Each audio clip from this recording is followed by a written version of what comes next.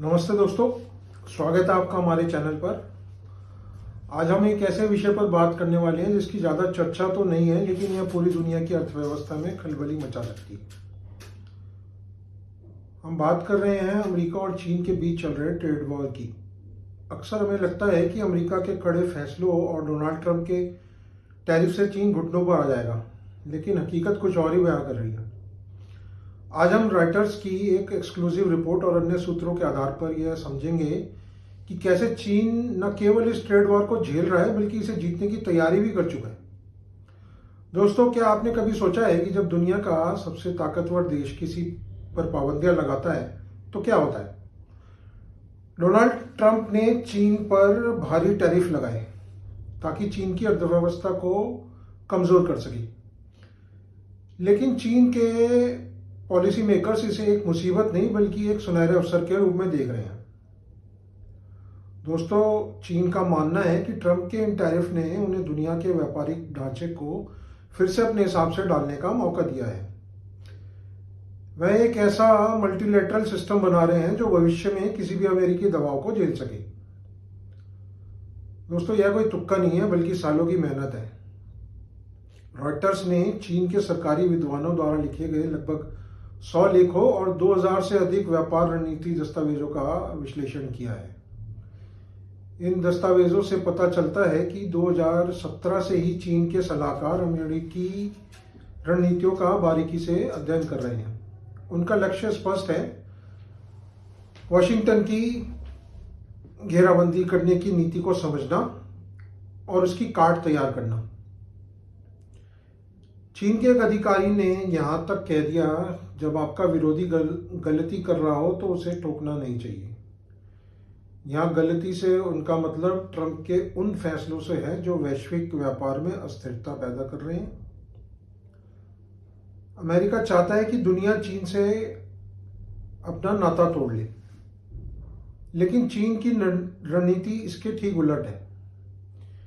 चीन खुद को वैश्विक व्यापार में इतना गहराई से जोड़ना चाहता है कि कोई भी देश चाहकर भी उससे नाता ना तोड़ सके। इसके लिए चीन क्या कर रहा है? हाल ही में चीन ने कनाडा के साथ एक समझौता किया है जिससे चीनी इलेक्ट्रिक वाहनों पर टैरिफ कम हो गया। यह अमेरिका के लिए एक बड़ा झटका था। चीन ने अफ्रीका में लेसोथो जैसे छोटे देशों से लेकर 53 अफ्रीकी देशों तक अपनी पहुंच बढ़ाई है और वहां से आने वाले सामान पर टैरिफ हटा दिए। चीन लगभग 20 नए व्यापार समझौतों को अंतिम रूप देने में जुटा है। इनमें यूरोपीय संघ, खाड़ी देश और सीपीटीपीपी जैसे संगठन शामिल हैं। Comprehensive and progressive agreement for trans pacific partnership यानी सीपीटीपीपी 12 अर्थव्यवस्थाओं Australia, Brunei, Canada, Chile, Japan, Malaysia, Mexico, New Zealand, Peru, Singapore, Vietnam और यूनाइटेड किंगडम के बीच एक प्रमुख एफटीए है जो वैश्विक जीडीपी के 14% से अधिक का प्रतिनिधित्व करता है। मजेदार बात यह है कि सीपीटीपीपी को कभी चीन को रोकने के लिए बनाया गया था, लेकिन 2017 में अमेरिका के इससे हटने के बाद अब चीन ही इसमें शामिल होने की कोशिश कर रहा है। चीन सिर्फ सामान ही नहीं बेच रहा, वह भविष्य की तकनीक पर भी कब्जा कर रहा है। वह अपने पड़ोसी देशों में एआई पावर्ड कस्टम सिस्टम और डिजिटल व्यापार इंफ्रास्ट्रक्चर को अपग्रेड कर रहा है। उदाहरण के लिए, वियतनाम बॉर्डर पर चीन ने फ्रेंडशिप पोर्ट बनाया है जहां एआई सिस्टम की वजह से माल चढ़ाने और उतारने के समय में 20% की कमी आई है। चीन चाहता है कि इंटेलेक्चुअल प्रॉपर्टी और डिजिटल व्यापार के वैश्विक मानव वह खुद तय करे, ना कि अमेरिका। लेकिन क्या चीन के लिए यह सब इतना आसान है? बिल्कुल नहीं। चीन के सामने कुछ बड़ी चुनौतियां भी हैं। चीन का ट्रेड सरप्लस $1.2 ट्रिलियन का है।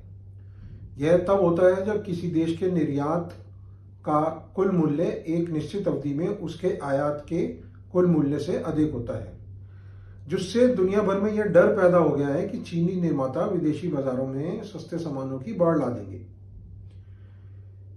यूरोपीय संघ के पूर्व व्यापार आयुक्त पास्कल लैमी का कहना है कि यूरोप के चीनी सामानों की इतनी बड़ी मात्रा को खपाना मुश्किल हो रहा है।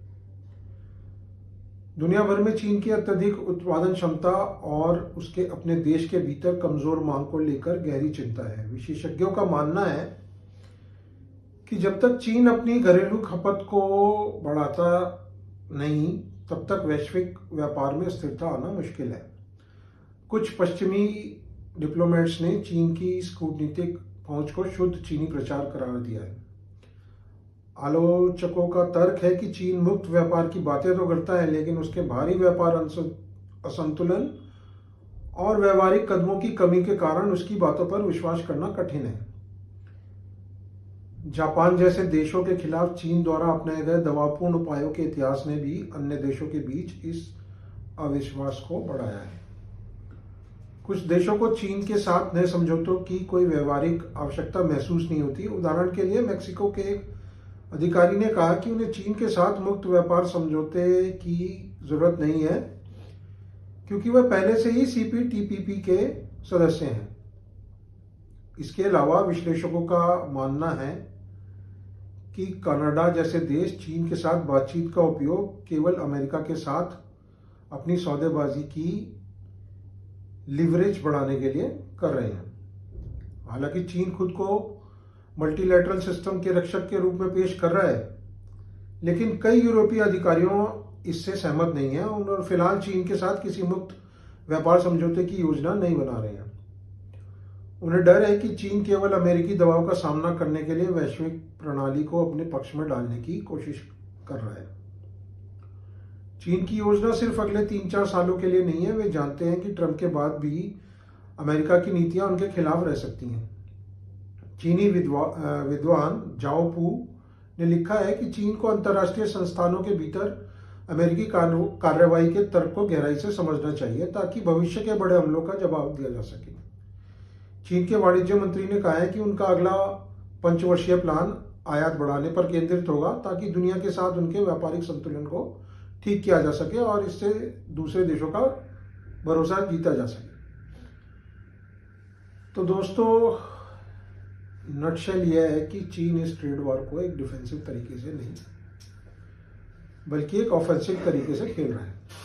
जहां अमेरिका फर्स्ट की बात कर रहा है, वहीं चीन ग्लोबलाइजेशन 2.0 का नेतृत्व करने की कोशिश कर रहा है। क्या चीन इसमें सफल होगा? क्या वह वास्तव में अमेरिका के बिना एक नया वर्ल्ड ऑर्डर बना पाएगा? यह तो आने वाला वक्त ही बताएगा। आपको क्या लगता है? अपनी राय कमेंट सेक्शन में जरूर लिखें। अगर आपको यह वीडियो जानकारीपूर्ण लगा तो इसे लाइक करें और हमारे चैनल को सब्सक्राइब करना ना भूलें। मिलते हैं अगले वीडियो में। जय हिंद, जय भारत।